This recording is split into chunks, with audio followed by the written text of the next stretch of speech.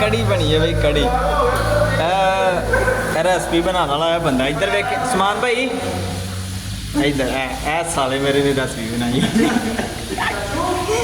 कुरे की बनान दिया मैनू आप नहीं समझ लग रही कड़ी बना लेंगे खीर बन गई इधर गोया बन गया पहले फेरे च कोया बन गया दूजे फेरे च पता नहीं की बनना इधर इन्हें खोया बनाया है वाला सरदार रंग वाला खोया हूँ की पान लगा जी नाल मिठे चौल भी बनने ने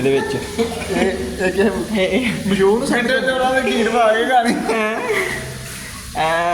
साडा अज का पहले दिन का व्लॉग है लाइक फॉलो लाजमी शेयर करो ठीक